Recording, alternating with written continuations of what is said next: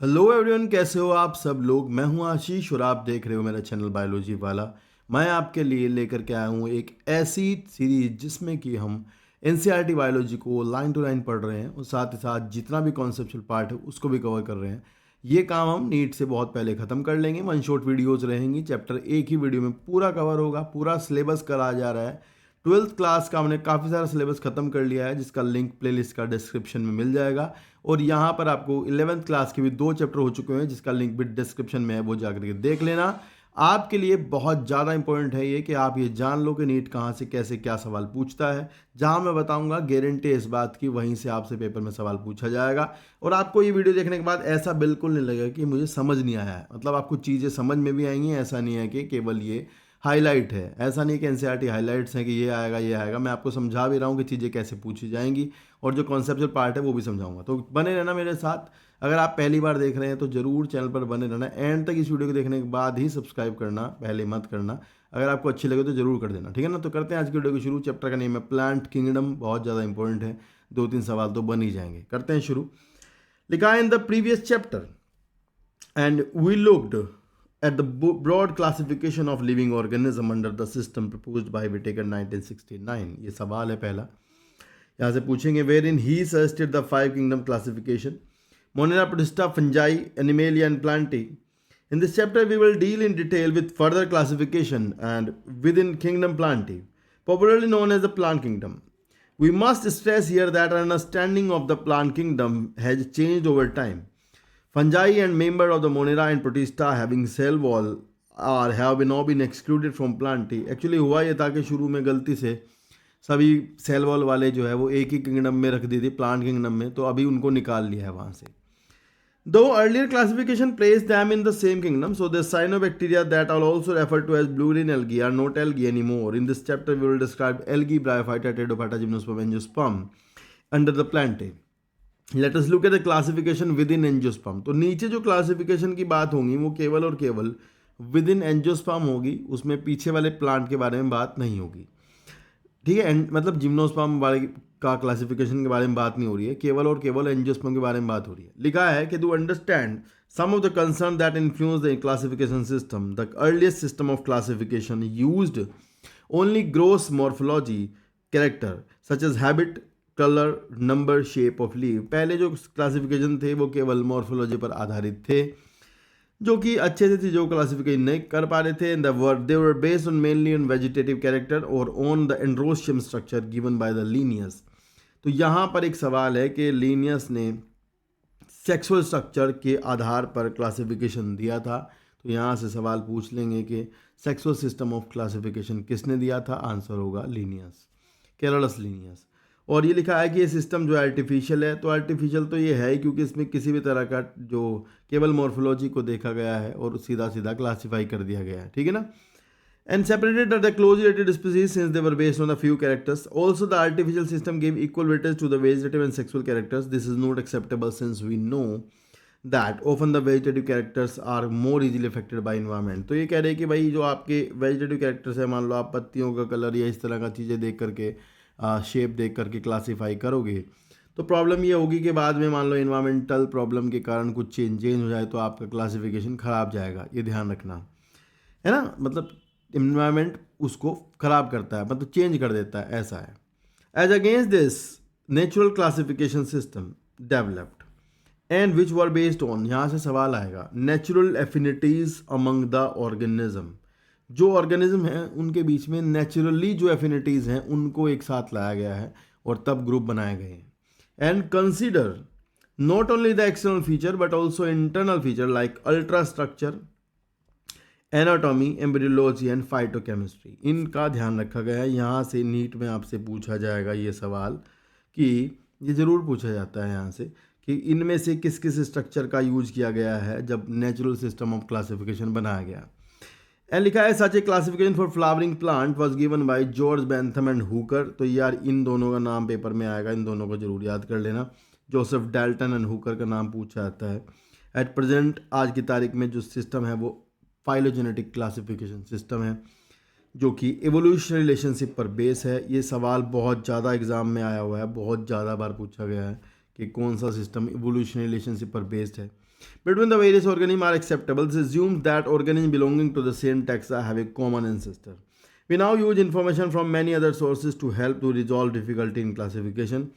These become more important when there is no supporting fossil evidence. Next है numerical taxonomy. यहाँ से आपको कुछ कुछ चीज़ें याद करनी है, जैसे न्यूमेरिकल टेक्सोनॉमी है and which is now easily carried out using computer. तो यार ये ध्यान रखना है कि ऐसा सवाल पूछ लेंगे कौन सी जो टेक्सोनॉमी है जिसमें कंप्यूटर का यूज होता है, तो आप बता दो कि न्यूमेरिकल टेक्सोनॉमी में कंप्यूटर का यूज होता है. And is based on the all observable characteristics. Number and codes are assign to the all characters and the data are then processed. मतलब ये कह रहे हैं कि इन्होंने कैरेक्टर्स को नंबर दे रखे हैं, कुछ डेटा बना रखा है, और जैसे कोई नया प्लान मिलता है तो उसको कंप्यूटर में डालते हैं उसके कैरेक्टर्स को, तो हमें पता लग जाएगा कि ये जो है कौन सी किस ग्रुप में बैठेगा, कहाँ आ रहा है. ठीक है ना, ऐसा. In this way each character is given equal importance and at the same time 100 of character can be considered. Cytotaxonomy that is based on the cytological information. यहाँ से ध्यान रखना है, साइटोटैक्सोनोमी क्रोमोजोम नंबर अगर कैरेक्टर है तो वो साइटोटैक्सोनॉमी के अंडर में आता है. क्रोमोजोम की स्ट्रक्चर भी, बिहेवियर भी उसका, और ये तीनों चीज़ें याद रखनी है. तो इसमें ऐसा क्रोमोटैक्सोनॉमी ना लगा देना कहीं पे, अगर आपको दिखेगा तो क्रोमोटैक्सोनॉमी नहीं लगाना होता, कुछ नहीं होता.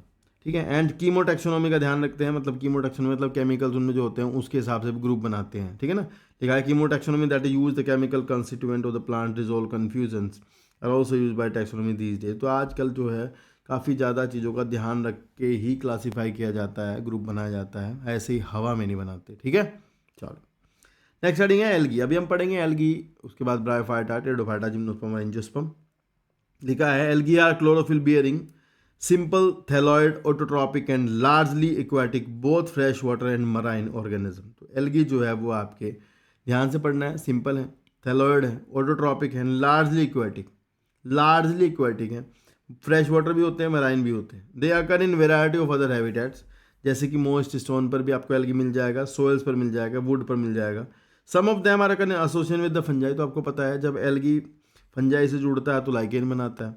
An animal like sloth beer, तो स्लोथ बियर के ऊपर भी एल्गी उगा रहता है, उसे ईपीजोइक एल्गा कहते हैं. ठीक है. फिर लिखा था form and the size of the algae is highly variable ranging from colonial. तो यहाँ से एक सवाल बनेगा कि कोलोनियल एल्गा का नाम बताओ. आंसर है वोल्वॉक्स. ध्यान रखना, वोल्वॉक्स की कॉलोनी जो है उसको सीनोबियम कहते हैं. ये भी एक क्वेश्चन है तो पूछ लेंगे आपसे. ठीक है. आगे लिखा है in the filamentous form like Ulothrix and spirogyra. एक क्वेश्चन ये है कि फिलामेंटस एल्गा कौन सा है, तो बता दोगे यूलोथ्रिक्स और स्पायरोगायरा है. A few of the marine form such as kelp form massive plant bodies. तो ये ध्यान रखना कि कैल्प जो है सबसे बड़ा एल्गा होते हैं. मैक्रोसिस्टस इसका एग्जाम्पल है, ब्राउन एल्गी होते हैं, मैसिव प्लांट बॉडीज बनाते हैं. The alga reproduce by vegetative asexual and sexual method. Vegetative reproduction is by fragmentation. Each fragment develop into thallus. Asexual reproduction is by the production of the different type of spores. The most common being are the juice spore. अगर motile spores की बात होगी तो वो juice spores होंगे. They are flagellated, ये ध्यान रखना है. And germination give rise to new plant. Sexual reproduction takes place through the fusion of two gamete. And these gamete can be flagellated हो सकते हैं. ये स्टेटमेंट नीट में आने लायक हैं कि अगर फ्लैजिलेटेड है और एक जैसे हैं तो यूलोथ्रिक्स आएगा, नॉन फ्लैजिलेटेड है तो नॉन मोटाइल है तो सिमिलर इन साइज है तो स्पायरोगायरा आएगा. तो ध्यान रखना है, यहाँ से एक सवाल बनेगा. फ्लैजिलेटेड आइसोगैमस का आंसर आएगा यूलोथ्रिक्स, और नॉन फ्लैजिलेटेड आइसोगैमस का आंसर आएगा स्पायरोगायरा. ठीक है ना. सिमिलर साइज है और फ्लैजिला किस में है किस में नहीं है, इस पर क्वेश्चन बनेगा.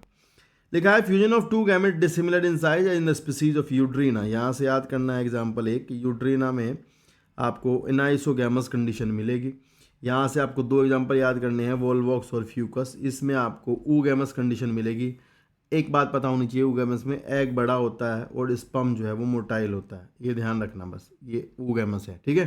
तो ये पूछ लेते हैं ज़रूर. इसमें से मेरे को लगता है वोल्वॉक्स बहुत इंपॉर्टेंट होता है, फ्यूकस भी इंपॉर्टेंट है, पर वोल्वॉक्स बच्चे भूल जाते हैं. तो दोनों ही ध्यान रखने प्लीज़. हाँ ठीक है, कोशिश करना. ठीक है. चलिए आगे देखते हैं. आगे कुछ डायग्राम्स है. ये कॉलोनी है, ये क्लेमाइडोमोनास की जो ये जो कॉलोनी है इसकी जो सेल्स हैं ये फ्लैजिलेटेड होती है, ये मैं बता दूं आपको. और इस कॉलोनी को कहते हैं coenobium. The colony having the same number of fix number of cells called as coenobium. और ये फिलामेंटस है, यूलोथ्रिक्स है. ये यहाँ पर इस फोटो से आपको ध्यान से देखना है कि जो एयर ब्लैडर्स होते हैं ये मिलते हैं इनकी फ्रोंड में. फ्रोंड होता है लीफ के जैसा ब्राउन एल्गी में, और होल्ड फास्ट होता है ज़मीन से जुड़ने के लिए, ये पता होना चाहिए आपको. और नीचे से बाकी कुछ नहीं। बाकी ये जो है थोड़ा ब्रांच लीफी टाइप का जो है पॉलीसाइफोनिया है। और जो फ्यूकस है इसमें लीफ जो फ्रोंड है उसमें एयर ब्लैडर होते हैं। ऐसा क्वेश्चन यहाँ से मेरे ख्याल से बना सकते हैं, बहुत इंपॉर्टेंट होगा, ठीक है ना। चलो फिर लिखा है algae are useful to man in varieties of ways, at least half of the total carbon dioxide fixation on the earth is carried out by algae. तो ये मार्क करो यहाँ से ये वाली लाइन कि भाई आधा लगभग कार्बन डाइऑक्साइड फिक्सेशन जो है वो अर्थ पर एल्गी के द्वारा होता है फोटोसिंथेसिस से, ठीक है ना। एंड ये स्टेटमेंट बन के आ सकता है नीट में। Being photosynthetic, they increase the level of dissolved oxygen in their immediate environment. They are paramount importance as primary producers of energy-rich compound which form the basis of food cycle all aquatic animal. यहाँ से फिर से सवाल आएगा, जरूर याद करना है कि यहाँ से पूछेंगे पोरफायरा, लेमिनेरिया, सरगासम, ये 70 स्पीसीज है मैराइन एल्गा की, उनमें से फूड की तरह यूज करते हैं। तो ये प्लीज़ याद करना है। ईडेबल एल्गा के नाम पूछेंगे तो आप बता दोगे ईडेबल एल्गा, पोरफायरा, और ये क्या बोलते हैं सरगासम और लेमिनेरिया, ठीक है, ब्राउन एल्गी। लिखा है certain marine brown red algae produce large amount of hydrocolloids. ये बहुत अच्छा सवाल है। कुछ के पास उनकी वॉल जो होती है उसमें हाइड्रोकोलॉइड सब्सटेंस होते हैं। हाइड्रोकोलॉइड्स जो होते हैं वो आपके वाटर को एडजॉर्ब करते हैं, इम्बाइबेशन करते हैं, मतलब इम्बाइबेंट होते हैं, और इम्बाइबेंट होते हैं जो वाटर को चार्ज की फॉर्म में पकड़ लेते हैं। इनके ऊपर हाइड्रोफिलिसिटी होती है तो ये वाटर को H+OH- करके पकड़ लेंगे। तो ये हाइड्रोकोलोइडल सब्सटेंस होते हैं जैसे कि एल्जिन है। तो आपको याद करना है कि एल्जिन जो है वो ब्राउन एल्गी की वॉल में मिलता है। वॉल भले ही वॉल इनकी सेलुलोज की होगी, ऐसा ना सोच लेना कि वॉल इसकी पता नहीं किसकी है, ठीक है ना। तो वॉल सेलुलोज की होगी और एल्जिन वो कंपाउंड है। एल्जिनेट, एल्जिनिक एसिड, ऐसा कोई कुछ भी बोले तो ध्यान रखना। And carrageenan, carrageenan is red algae which are use commercially, ठीक है ना। अगर जो अपन यूज करते हैं वो कहाँ यूज होता है, जो कि जिलेडियम और ग्रेसिलेरिया से निकलता है। बहुत इंपॉर्टेंट सवाल है, बहुत ज़्यादा इंपॉर्टेंट सवाल है। तो ये ध्यान करना है कि जिलेडियम और ग्रेसिलेरिया से अगर मिलता है। और अगर जो है वो आपका किस में काम आता है, अगर माइक्रोब्स को ग्रो करने का काम आता है, लेबोरेटरी में कल्चर मीडियम बनाने में काम आएगा आपको, और आइसक्रीम्स और ये जेली वगैरह बनाने में काम आता है। नेक्स्ट है क्लोरेला, जो कि आपका क्लोरोफाइसी का मेंबर है, सिंगल सेल एल्गा है। ये सब इसकी बातें ध्यान रखना। और ये आपका यूनिसेलुलर है, ये क्वेश्चन बनेगा यहाँ से, ये याद करना है। And they are rich in proteins use as food supplement even by the space traveller. तो काफ़ी ज़्यादा प्रोटीन की अमाउंट होती है इसके अंदर, तो ये स्पेस ट्रैवलर्स इसको यूज करते हैं। आगे लिखा था algae are divided into 3 main class chlorophyceae. वैसे तो 11, 12, 13 क्लास हैं एल्गी की, लेकिन यहाँ तो आपको 3 बताई गई, इंपॉर्टेंट 3 है। F.E. फ्रिश ने इसका डिवीजन किया था, तो जिसमें से आप पढ़ रहे हो क्लोरोफाइसी पढ़ोगे, फियोफाइसी और रोडोफाइसी 3 पढ़ोगे। सबसे पहले पढ़ोगे क्लोरोफाइसी, ग्रीन एल्गा। नेक्स्ट लिखा है the member of chlorophyceae are commonly called as a green alga, very good. And the plant body में भी यूनिसेलुलर हो सकती है, कॉलोनियल फिलामेंटस हो सकती है। ये चीज़ें आप नहीं याद करोगे, फंसना मत इसमें। They are usually grass green due to the dominance of pigment chlorophyll a इनके अंदर होता है। देखो ध्यान रखना, तीनों एल्गी पढ़ोगे, तीनों में क्लोरोफिल ए तो है ही, ठीक है, ध्यान रखना। यूनिवर्सल पिगमेंट है। एंड बी, इसमें बी है, अगले वाले में सी है, अगले वाले में डी है, ऐसे बी सी डी है, और ए तो सब में है। The pigment are localise in definite chloroplast. ये लाइन बहुत इंपॉर्टेंट हो जाती है, बच्चों को कई बार फंस जाती है, लगता है कि ये क्या लिख दिया। तो क्लोरोप्लास्ट होता है इनके अंदर, उसमें मिलता है पिगमेंट, ये है। द क्लोरोप्लास्ट में भी डिस्कॉइड डिस्क शेप का हो सकता है, प्लेट लाइक। अब देखो यार ऐसा है, ये सब में अलग अलग है तो नाम नहीं याद करने, ठीक है ना। जैसे डिस्कॉइड है, प्लेट लाइक है, रेटिकुलेट ओडोगोनियम में है, कप शेप, क्लेमाइडोमोनास में, स्पायरल स्पायरोगैरा में, रिबन शेप स्पायरोगैरा में। तो ये नाम नहीं याद करने, एटलीस्ट आपको बस इतना बताओ कि कैसा होता है, ठीक है। एक चीज़ और ध्यान रखना, इनके अंदर आपको ग्रैनम नहीं मिलती इनके क्लोरोप्लास्ट में, ये ध्यान रखना। फिर लिखा है कि most of the member have one और more storage body called the pyrenoids located in the chloroplast. तो ये भी ध्यान रखना, कहाँ होती है पायरिनोइड्स, क्लोरोप्लास्ट के अंदर होती है। पायरिनोइड कंटेन, ये लाइन भैया ये तो बहुत ही अच्छी लाइन है, मेरे को लगता है ये छपी मिलेगी आपको। लिखा है पायरिनोइड कंटेन प्रोटीन बिसाइड स्टार्च। तो यार ऐसा लगता है बच्चों को कि जो आपका वो है क्या बोलते हैं स्टार्च बनता है उसके अंदर, तो उसके अंदर प्रोटीन का क्या मतलब है। तो थोड़ा ध्यान रखना, पायरिनोइड के अंदर पायरिनोइड प्रोटीन भी है और स्टार्च दोनों होते हैं। प्रोटीन थोड़ी बहुत होती है लेकिन होती है, तो ये जरूर ध्यान रखना, काफ़ी इंपॉर्टेंट क्वेश्चन बन जाएगा यहाँ से, मेरे को लगता है आएगा ये, ठीक है। एंड सम एल्गी में store food in the form the oil droplets की फॉर्म में। वाउचेरिया एक एल्गी होता है, वो इसको ऑयल की फॉर्म में स्टोर करता है फूड को।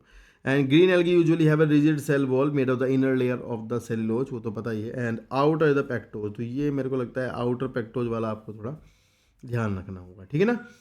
नेक्स्ट लाइन है, वो तो ऐसी है नॉर्मल, ज़्यादा पढ़ना नहीं है। लिखा है vegetative reproduction usually takes place by the fragmentation और by the formation of the different type of spores, ठीक है। Asexual reproduction is by the flagellated zoospore, ये लाइन पढ़ लेना। और जो जूस स्पोर एंजाइम बनते हैं, the sexual reproduction shows the considerable variation in the type of formation of sex cells and it may be isogamous and isogamous और oogamous. तो यार ये सब तरह का होता है, किसी में कैसा, तो अपन थोड़ी याद करेंगे इसको, ठीक है, छोड़ दो। Some commonly found in the green algae Chlamydomonas, तो ये जो कि अब प्रोटिस्टा में चला गया है, ध्यान रखना।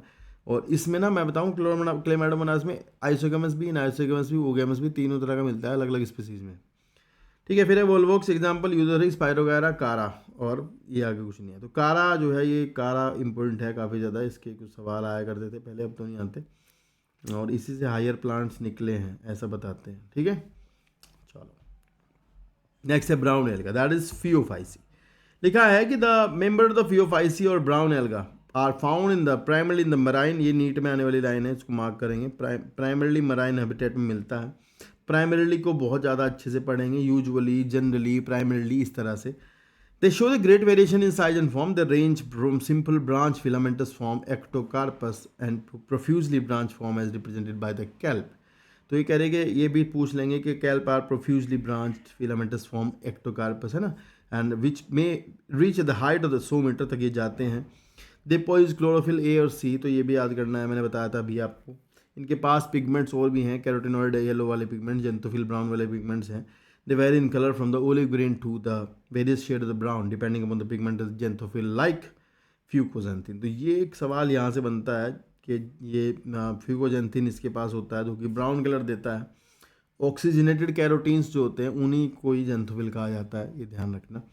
And present in the food is stored as a complex carbohydrate which may be in the form of laminarin और mannitol। तो ये वर्ड भी यहाँ से याद करना है कि इनके पास फूड स्टोर्ड laminarin mannitol होता है। द वेजिटेटिव सेल है सेल्यूलोजिक वॉल, ये ध्यान रखना, वॉल सेल्यूलोजिक है, उसके ऊपर नीचे क्या चढ़ा हुआ है एक अलग बात है। और उसके बाहर जिलेटिन की कवरिंग होती है जो कि आपकी एल्जिन की है, मैं पीछे पढ़ा चुका हूँ। प्रोटोप्लास्ट जो है इसका, protoplast contain in addition to the plastid के साथ साथ वैक्यूल और न्यूक्लियस भी इसके पास होता है। The plant body usually attach to substratum by the holdfast, ये तो आसान बात है, ज़मीन से जुड़ने के लिए होल्ड फास्ट है। और एक स्टॉक स्टैम जैसा होता है जिसे टाइप कहते हैं। उसके बाद लीफ के जैसी फोटोसिंथेटिक ऑर्गन होती हैं फ्रोंड, तो पीछे आपको फोटो में मैंने बताया था, उसी की बात हो रही है अभी तो यहाँ पे, ठीक है। लिखा है vegetative reproduction takes place by the fragmentation. Vegetative reproduction जो है वो फ्रेगमेंटेशन से ही होता है। एसेक्सुअल रिप्रोडक्शन के लिए बहुत सारे एल्गी जो होते हैं, ब्राउन एल्गी, वो बाय फ्लैजिलेटेड जूस फॉर बनाते हैं। ये एक महान सवाल है जो मेरे को लगता है कि यहाँ से आएगा ज़रूर। आप ध्यान रखोगे, जूस स्पोर्स हैं, पहली बात तो फ्लैजिलेटेड होंगे ही, पर बाई फ्लैजिलेटेड है, इंपॉर्टेंट बात ये है। And that are pear shaped, important बात ये भी है कि ये नाशपाती के आकार के होते हैं, पियर शेप्ड हैं। और दूसरा आगे लिखा है they have two equilaterally attach flagella, तो ये बहुत अच्छा वर्ड है, अनइक्वल है और लेटरल फ्लैजिला है। तो लेटरल मेरे ख्याल से ऐसे होती है, ये आपका है, इसमें ऐसे इस तरह से होगी, एक बड़ी और एक छोटी, ठीक है ना। फिर आगे है सेक्सुअल रिप्रोडक्शन में भी आइसोगेमस हो सकता है, वही बात है ना, आइसोगेमस ऊगेमस किसी में हो सकता है, ज़्यादातर में यहाँ ऊगेमस है, ठीक है ना। और एक और बात मैं बताऊंगा अभी आपको कि यूनियन ऑफ गैमेट में take place in the water, ये जरूर ध्यान रखना, गैमेट जो है पानी में फ्यूज़ होते हैं, बहुत अच्छी बात है यहाँ पर ये। And with in the oogonium, तो जो ऊगेमस होते हैं उनमें एक स्ट्रक्चर होती है ऊगोनियम, उसके अंदर जा करके फ्यूज होते हैं। The gamete are pyriform, gamete जो है पियर शेप्ड, फिर से नाशपाती के आकार के पायरीफॉर्म होते हैं और उनके पास 2 लेटरल अटैच फ्लैजिला होती हैं, 2 लेटरली अटैच फ्लैजिला पाई जाती हैं। तो ठीक है, इसमें आपको ध्यान रखना है कि ये गैमेट भी बाई फ्लैजिलेटेड है और स्पोर एसेक्सुअल वाले भी बाई फ्लैजिलेटेड है, ठीक है, इंपॉर्टेंट बनेगा यहाँ से। और ज़रूर ध्यान रखना कि यार यहाँ पर ज़्यादातर डिप्लॉयड हैं, जैसे फ्यूकस 2n है, ये 2n होते हैं, ठीक है, ये पीछे एल्गी n है, ठीक है, ये ध्यान रखना, ये भी फंस जाता है कभी कभी ना। ज़्यादातर यहाँ कोई कोई डिप्लॉयड है, तो जैसे सरगासम मेरे को पता है डिप्लॉयड है, फिर फ्यूकस डिप्लॉयड है, तो ये ध्यान रखना जरूर है भाई। और ये नाम example Ectocarpus Dictyota laminaria sargassum, ये नाम याद करने हैं आपको, है ना, इंपॉर्टेंट नेम है, एग्जाम्पल हैं तो करने ही पड़ेंगे। पर ये जो ध्यान रखना है, इस तरह का पायरीफॉर्म पियर शेप्ड है, इस तरह ध्यान रखना है आपको। 2 लेटरली अटैच फ्लैजिला है, ये ध्यान रखना है, ठीक है ना बाबू। ये चलो नेक्स्ट है रोडोफाइसी। आगे लिखा है the member of Rhodophyceae are commonly called as red algae, लाल अलगी होते हैं, because of the predominance of the red pigment R phycoerythrin in their body. ये बहुत अच्छा सवाल है।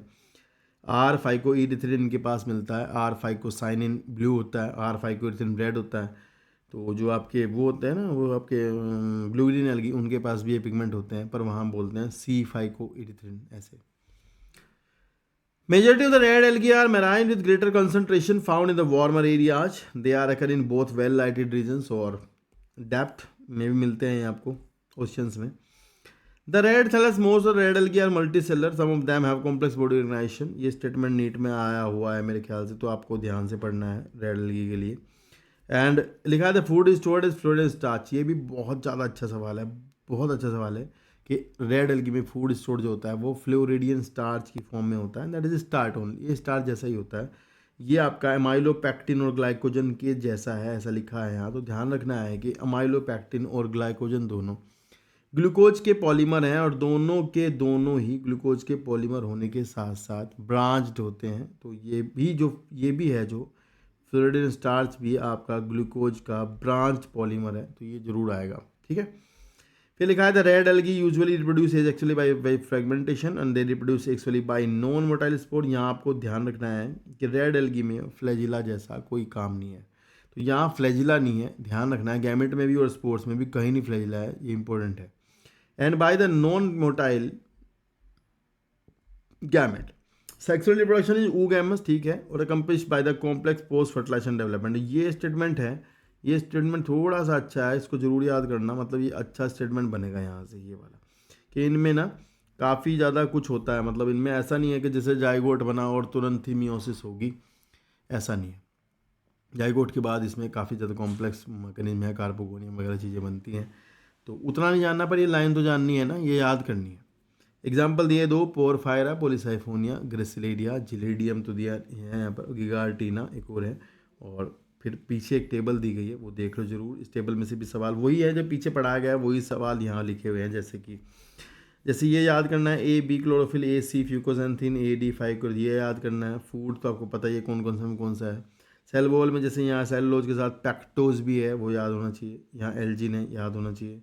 यहाँ पर cellulose, pectin and polysulphate ester मिलेगा। These polysulphate ester are carrageenan, it is, ये कैराजिन है जो आपने पीछे पढ़ा था ना, कैराजिन वो है पॉलीसल्फेट एस्टर। तो यहाँ ध्यान रखना, algin is not a sulphated ester. इस तरह की सवाल बना लेंगे, एल्जिन जो है वो सल्फेटेड एस्टर नहीं होता, ये भी पूछ सकते हैं मेरे ख्याल से। और ये जो ज़्यादा जो फोकस करते हैं ना, वो इस पे करते हैं, इस तरह 2 to 8 equal apical flagella, 2 to 2 unequal lateral flagella, और यहाँ तो एब्सेंट होती है, ये ध्यान रखना। और आपको ये थोड़ा ध्यान देना है यहाँ पर कि भाई ये फ्रेश वाटर में रेयर है, ये इस पे सवाल बनाएंगे। और ये ध्यान देना है कि ये फ्रेश वाटर में सम है, तो थोड़ा ध्यान देना। बाकी तो मेराइन में ही है, पर सम है। तो मेरे को एक पता है यहाँ पे एग्जांपल, वो है बट्रैकोस्पर्मम। तो ये बट्रैकोस्पर्मम पे सवाल बना सकते हैं मेरे ख्याल से, मतलब नहीं बनाए तो ठीक रहेगा, लेकिन फिर भी पढ़ लो। फ्रेश वाटर रेड अलगा है इसका नाम है, तो ये पूछ ले कोई, तो कोई दिक्कत नहीं है, पूछ सकते हैं, ठीक है। ध्यान रखना, एक तो कर लेना, पर ये कभी कहो बाहर से बता दिया, ठीक है, ऐसा है। तो यहाँ हमारा एल्गी भाई साहब ख़त्म हो जाता है। इसके बाद हम पढ़ते हैं ब्रायोफाइटा, ठीक है, जैसे कि नाम सजेस्ट करता है ये। मैं आपको बताता हूँ एक बात छोटी सी। एक्चुअली देखो, पीछे आपने पढ़ा था अभी एल्गी में पढ़ा है कि 2 गैमेट फ्यूज करते हैं सेक्सुअल रिप्रोडक्शन में और जाइगोट बनता है। And zygote immediately undergoes meiosis, इस बात का भी आप ध्यान रखोगे, एंड प्रोड्यूस हैप्लॉइड स्पोर्स। तो ये वाली बात ध्यान देने की थी, एल्गी में ऐसे तरह का रिप्रोडक्शन होता है सेक्सुअल। अब हुआ यहाँ पर ये कि जो ब्रायोफाइटा है, इनमें क्या हुआ कि जो जाइगोट हुआ, ये जाइगोट हुआ, तो जाइगोट फ्यूजन के बाद, मतलब गैमेट के फ्यूजन के बाद जाइगोट जो है उसमें तुरंत से मियोसिस नहीं हुई। बस ये थोड़ा सा आपको जानना है, जाइगोट में तुरंत मियोसिस नहीं हुई है, और मियोसिस नहीं हुई है, ये ध्यान रखना है, बल्कि जाइगोट में माइटोसिस हुई है और इसने एक स्ट्रक्चर फॉर्म की है, and that is called as sporophyte. ये आपको समझना है, ठीक है। And gametes are formed by the plant gametophyte. तो ध्यान रखना, जो डिप्लॉयड प्लांट जनरेशन होती है वो कहलाती है gamete sporophyte, and which produce spore further. पर जो हेप्लॉयड स्ट्रक्चर होती है वो कहलाती है गैमेटोफाइट। तो गैमेट बनाने वाली प्लांट बॉडी गैमेटोफाइट है, स्पोर बनाने वाली स्पोरोफाइट है। गैमेटोफाइट हमेशा एप्लॉइड होगा and produce gamete directly by the mitosis से बनाएगा, क्योंकि ये तो भाई आपको पता ही है एंड टू एंड चलेगा, माइटोसिस तो हैप्लॉइड से हैप्लॉइड चलेगी। और जो जाइगोट है आपका 2n, वो आपका 2n है, उसके आगे माइटोसिस होगी तो जो अब बनेगा वो भी 2n होगा, तो स्पोरोफाइट भी 2n होगा, पूरी तरह से ध्यान रखना। तो प्लांट में लाइफ साइकिल जब चलती है तो उसमें ऐसा होता है, एक जो जनरेशन है वो गैमेटोफाइट है और एक स्पोरोफाइट जनरेशन, 2 जनरेशन प्लांट में अल्टरनेटली चलती रहती है एक ही साथ में। और इसी को अपन समझेंगे, पढ़ना यही है, इंपॉर्टेंट है चीज़ें यहाँ पे बहुत सारी, ये ध्यान रखना, ठीक है। अभी आप देखोगे आगे, अगर मैं कहूँ स्पोरोफाइट है, जो स्पोरोफाइट है तो वो स्पोरोफाइट आपका स्पोर बनाएगा किसी तरह से, तो जो स्पोर होंगे वो हैप्लॉइड होंगे, ये ध्यान रखना, अभी मैं समझाऊंगा। और हैप्लॉइड स्पोर फिर से जर्मिनेट करेंगे और जर्मिनेट करके बना देंगे आपका गैमेटोफाइट, तो ये भी समझेंगे हम। एक बार 2 लाइन पढ़ लें तो फिर मैं समझाता हूँ, ठीक है। चलो, और एक और बात थी, सॉरी छोटी सी, कि ये जो जाइगोट है इसने क्या किया है, ये पहले इस बार यहाँ पर एम्ब्रियो बनाना शुरू कर दिया इसने, तो एम्ब्रियो बनाने की वजह से ही जाइगोट से एम्ब्रियो बनेगा, फिर आगे स्पोरोफाइट बनेगा। तो एम्ब्रियो की वजह से इसका नाम जो है वो ब्रायोफाइटा है, मतलब दे आर एम्ब्रियोफाइटा एक्चुअली, ये ध्यान रखना, ठीक है। फिर लिखा है कि bryophytes include the various mosses and liverworts that are found commonly growing in the moist shaded area in the hills. और फिर इसके आगे लिखा है डायग्राम थोड़ा सा, जो यहाँ बना हुआ है मर्केंशिया का डायग्राम है ये। इस मार्केंशिया डायग्राम में थोड़ा ध्यान दे लो भाई साहब, इसके अंदर आपको कुछ कुछ चीज़ देखनी है ध्यान से, जैसे कि सबसे पहले तो आपको देखेंगे 2 मार्केंशिया के प्लांट है, एक तो फीमेल है ये सुंदर सा, और ये मेल है थोड़ा गंदा सा। और मैं बता दूं आपको, मेल वाले के जो ये दिख रहा है सुंदर, फीमेल का ये सुंदर है ना, तो आपको पहचान आ जाएगा इससे, और ये गंदा है तो इसे पहचान लोगे, है ना। 2 अलग अलग प्लांट दिख रहे हैं, तो कंडीशन जो है वो डायोइसियस है, पहला सवाल है, ठीक है। यूनिसेक्सुअल कंडीशन है, ये ध्यान रखना। पूरी प्लांट बॉडी थैलस है, ये दिख रहा है आपको, ठीक है। रूट शूट स्टेम नहीं है, और हैप्लॉइड है। हैप्लॉइड है तो मतलब ये गैमेटोफाइट प्लांट बॉडी है, इस बात को आपको ध्यान रखना है।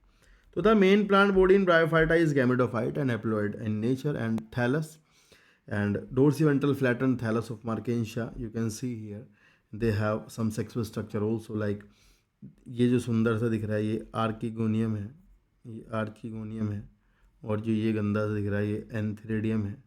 तो ये जिस स्ट्रक्चर पर लगे होते हैं एंथ्रेडियम और आर्चिगोनियम, उसे अपन एंथ्रेडियोफोर या आर्चिगोनियोफोर कहते हैं, ठीक है ना। ये दिख रहा है। अब इसके ऊपर मेरे को एक चीज़ और दिख रही है, ये लिखा है जैमा कप। तो the gemma cup are structure they are present on the dorsal side of this thallus, dorsal side पर रखे हुए हैं। और इस जैमा कप के अंदर अगर जाओगे, यहाँ अंदर जाओगे, तो इसके अंदर एक मल्टी सेल्यूलर स्ट्रक्चर है, मल्टी सेलुलर बर्ड मैं कहूँगा, जिसको कहते हैं जैमा। तो ये जैमा जब इसमें से निकलते हैं तो ये एक नया थैलस बनाते हैं, तो ये समझे, जर्मिनेशन के बाद नया थैलस का फॉर्मेशन करते हैं। तो आपको ध्यान क्या रखना है कि gemma are asexual structure and multicellular buds are present on the dorsal side of the thallus in a gemma cup and they form asexual या न्यू प्लांट बॉडी, ऐसा होता है। इस थैलस में 2 part हैं, ऊपर का reason जो है वो आपका फोटोसिंथेटिक होता है, नीचे खाना स्टोर करने वाला रीजन होता है, ये एक अलग बात है। तो ये 2 थैलस बनी हुई हैं, इसके बारे में देख लिया आपने। नीचे एक और प्लांट बॉडी है, इसको मैं समझाऊंगा, अभी पहले आप थोड़ा सा पढ़ लो, फिर आगे वापस आके इसको बताता हूँ, ठीक है। देखो यहाँ लिखा है Bryophyta include the various mosses and liverwort. तो मोसिस हायर क्लास है, मोसिस ब्रायोप्सिडा में आते हैं, और लीवरवर्ट्स जो है वो आपके हिपाटिकोप्सिडा में आते हैं। मैं यहाँ ऐसे लिख देता हूँ, पर ये याद नहीं करना, आप कोशिश ना करना, ज़्यादा टेंशन ना लेना। हिपाटिकोप्सिडा में आएंगे, ठीक है। ये ब्रायोप्सिडा में आएंगे मोसिस, ब्रायोप्सिडा में, ठीक है। चलो, and that are found commonly growing in the most shaded area in the hills. फिर अगले पेज पर लिखा हुआ है, थोड़ा सा लिखा है कि bryophyta are also are called as amphibian of the plant kingdom. तो यार ये अच्छा है, मतलब ये ध्यान रखना है कि they are called as amphibian of the plant kingdom, इन्हें हम amphibian of the plant kingdom कहते हैं। और क्यों कहते हैं? क्योंकि ये ज़मीन पर और पानी में दोनों में रहते हैं। तो ये याद रखना कि they can live in the soil but are dependent on water for sexual reproduction. तो ये एक लाइन बनेगी जो क्वेश्चन की फॉर्म में आपके पेपर में पूछी जा सकती है, ध्यान रखना। आगे लिखा है कि they usually occur in damp humid and shaded locality, they play an important role in plant succession और बेयर रॉक्स। ये बहुत अच्छा सवाल है, बहुत ज़्यादा अच्छा सवाल है, ये ज़रूर याद कर लेना, आप आ सकता है, ठीक है। मतलब ये है कि सबसे शुरू में प्लांट जब उगते हैं कहीं पर रॉक के वगैरह के ऊपर, तो जब प्लांट सक्सेशन स्टार्ट होता है तो जो पाइनियर स्पीसीज होती हैं दे आर लाइकेन, लाइकेन के बाद जो आते हैं वो ब्रायोफाइटा होते हैं। ठीक है भाई। अब ये लाइफ साइकिल, तो मैं लाइफ साइकिल समझाता हूँ आपको छोटी सी, तो थोड़ा ध्यान से समझ लेना। एक बार में वापस अगर आपको जरूरत पड़े तो वीडियो दोबारा चला के देख लेना पीछे करके। देखो ऐसा होता है कि ये एक प्लांट बॉडी है जिसको हम कहते हैं गैमेटोफाइट। यही इस पूरे चैप्टर में गेम है छोटा सा जो समझने का है बस। मान लो जो ब्रायोफाइटा है उनकी मेन प्लांट बॉडी जो है वो गैमेटोफाइट है, और गैमेटोफाइट प्लांट बॉडी के पास एक स्ट्रक्चर है, मैं ऐसे लिख देता हूँ यहाँ पे। एक स्ट्रक्चर है सेक्सुअल स्ट्रक्चर, इसका नाम है एंथीरिडियम, और एक स्ट्रक्चर है आर्चिगोनियम। दो सेक्सुअल स्ट्रक्चर है मान लो इसके पास में, और एक ही प्लांट है।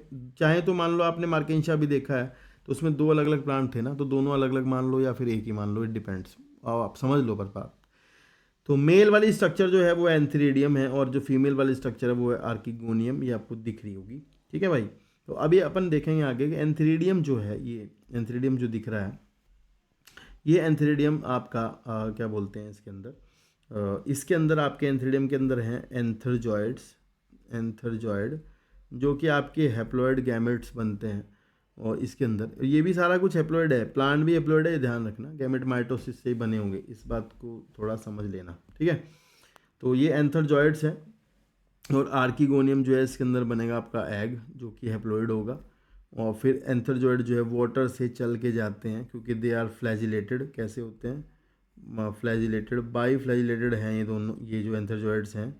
और ये एग के पास जाएंगे बाई वाटर, पानी से चल के जाते हैं। वो पानी की ज़रूरत इनको इसलिए पड़ती है बस इसको भेजने के लिए, तो वाटर से जाएंगे और फिर ये इसके अंदर जाएंगे आर्किगोनियम के, और वहाँ जा कर के जायगोट बनेगा। ठीक है, ध्यान रखना है।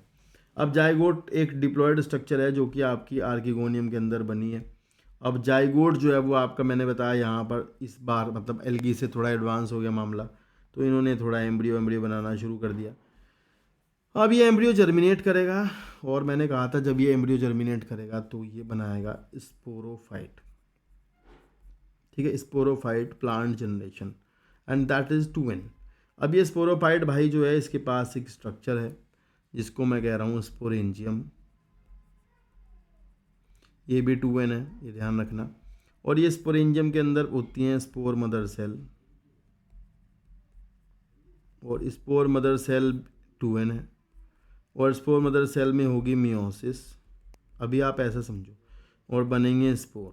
ठीक है, फिर ये स्पोर स्पोरेंजियम से निकल के बाहर आएंगे, और स्पोर ज़मीन पर गिरेंगे मान लो, और एयर से गिरेंगे ज़मीन पर। ध्यान रखना, स्पोर ना एयर से डिस्ट्रीब्यूट होंगे इधर उधर जहाँ भी जाएंगे, ये ज़रूर ध्यान रखना। और फिर स्पोर जो है वो जर्मिनेट करेंगे, और जर्मिनेट करने के बाद वो जो भी स्ट्रक्चर बनाएं, आप इस बात को थोड़ा दिमाग में बैठा लेना मैं जो बोल रहा हूँ, वो जो भी स्ट्रक्चर बनाएं, कुछ भी बनाएं, वो आपका गैमेटोफाइट होगा। वो एक प्लांट बना रहे हैं, वो एक फाइबर बना रहे हैं, वो एक धागा बना रहे हैं, वो कुछ ही बना रहे हैं, पर स्पोर जो बनाएगा, स्पोर से जो भी बनेगा, स्पोर से जर्मिनेशन के बाद जो भी स्ट्रक्चर बनती है वो गैमेटोफाइट होती है। इस बात को दिमाग में बैठा लो, याद कर लो। ठीक है ना, समझ आई ना बात? तो ये जरूर याद रखना। तो ये लाइफ साइकिल है, इस पर बेस्ड है सारा कुछ खेल। आगे भी आप पढ़ोगे कि गैमेटोफाइट होता है, उसके बाद एंथीरिडियम में आर्चिगोनियम है, एंथीरिडियम एंथरजॉइड बनाएगा, आर्चिगोनियम एग बनाएगी, फ्यूजन होगा, फर्टिलाइजेशन होगा, जाइगोट बनेगा, एम्ब्रियो बनेगा, एम्ब्रियो उगेगा, और एम्ब्रियो उगने के बाद बनाएगा स्पोरोफाइट। उसके बाद स्पोरेंजियम होंगी जरूर होगी, और उसके बाद स्पोरेंजियम जो है वो उसके पास बनेंगे स्पोर मदर सेल्स होंगी। They will divide by meiosis to form spores, spore germinate to form gametophyte. Always sexual spores अगर यहाँ बात हो रही है तो वो जर्मिनेट करने के बाद गैमेटोफाइट बनाएंगे।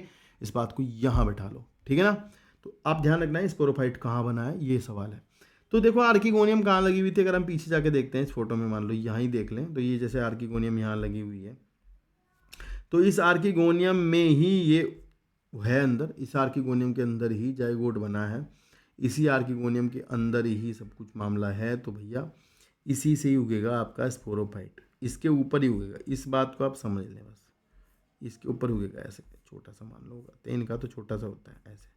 तो इसके पास एक मान लो ये कैप्सूल है, और जो कैप्सूल है वही स्पोरेंजियम है, ऐसा है। नीचे आप देखोगे मोसिस का प्लांट दिया है, ये वाला ये। तो इस मोसिस में एक खास बात है, जैसे ब्रायोफाइटा में तो आपने देखा था कि भाई मेल अलग है फीमेल अलग है, यहाँ ऐसा नहीं है, मेल एक फीमेल एक ही प्लांट है, और कंडीशन जो है वो मोनोइशियस है। कैसी है? मोनोइसियस, ठीक है। तो मोनोइसियस कंडीशन में मेल फीमेल एक पर ही होते हैं, एंथीडियम आर्चिगोनियम दोनों एक पर ही हैं। और इसमें हुआ ये है कि इसके ऊपर वही हुआ होगा, सब कुछ वैसे ही होता है। और फिर जो जो एम्ब्रियो था आर्चिगोनियम के अंदर वो इसके ऊपर उग गया, देखो ये उग गया, और उगने के बाद इसने जो बनाया वो है स्पोरोफाइट, जो कि डिप्लॉयड और 2N स्ट्रक्चर है, दिख भी रहा होगा।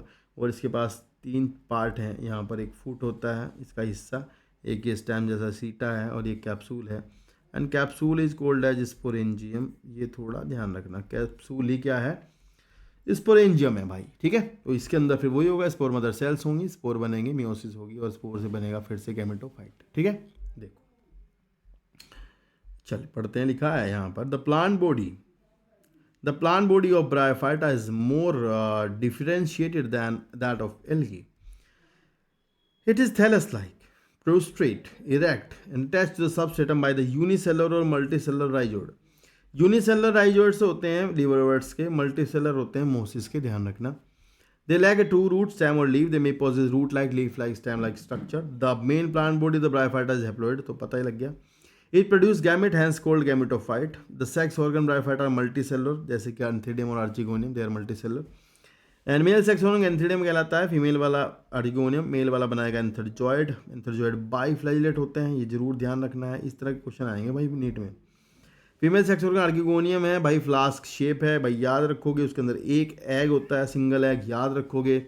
एंथरजॉइड पानी से, वाटर से जाएंगे और आर्चिगोनियम के अंदर जाएंगे, और वहाँ जाकर के बनेंगे जाइगोट भाई साहब। जाइगोट ये नीट में आएगी लाइन, इसे मार्क कर लेंगे। Zygote do not undergo reduction division immediately. Zygote जो है वो तुरंत प्रभाव से ही आपका क्या नहीं करता है, तुरंत प्रभाव से जाइगोट मियोसिस नहीं करता है। जाइगोट पहले एक मल्टीसेलुलर स्ट्रक्चर बनाएगा जिसे स्पोरोफाइट कहा जाता है। फिर आगे लिखा है कि sporophyte is not free living but attach to the photosynthetic gametophyte. तो यहाँ समझने की बात है कि स्पोरोफाइट कहीं ना कहीं गैमेटोफाइट पर डिपेंड करता है, दिख भी रहा है, उसके ऊपर ही उगा है तो डिपेंड करेगा ही। And derive nourishment from it. Some cell of the sporophyte undergoes reduction, division, meiosis to produce haploid spores. तो सम सेल्स वही हैं, स्पोर मदर सेल्स की बात हो रही है जो स्पोरेंजियम के अंदर है, वो मियोसिस करेंगे, स्पोर बनाएंगे, स्पोर जर्मिनेट करेगा और गैमेटोफाइट बनाएगा। आपको ये आना चाहिए, यही अगर समझ गए ना, बस आगे चक्कर नहीं है कुछ भी, इसको ध्यान से 2 बार सुन लो तो समझ आ जाएगा, ठीक है। आगे दिखा है इकोनॉमिक इंपोर्टेंस ऑफ ब्रायोफाइटा, याद करनी है कुछ चीजें, जैसे कि Bryophyta in general are little economic importance but some mosses provide food for herbaceous mammals, birds and other animals. तो ये भी है कि यहाँ से सवाल बना लेंगे कि फूड फॉर हर्बेशियस मैमल्स के लिए होता है ये, और बर्ड्स वगैरह के लिए।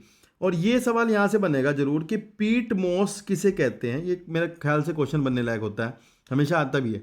पीट मोस कहते हैं स्पैगनम को, ऐसा सवाल बन जाएगा। That have long been use as a fuel, ये भी सवाल बन जाएगा। And packing material for transshipment of living material, तो ध्यान रखना लिविंग प्लांट वगैरह को जब इधर उधर ट्रांसपोर्ट करना होता है तो इसका यूज करते हैं, इसमें बांध के भेजते हैं, इसका पानी की रिटेन करने की कैपेसिटी बहुत ज़्यादा होती है ऐसा। Because of the capacity hold water, ये भी सवाल बना लेंगे, है ना। एंड मोस अलॉन्ग विद द लाइकेन और फर्स्ट, ये भी सवाल है भाई, अगली लाइन में सवाल है, हर लाइन सवाल है।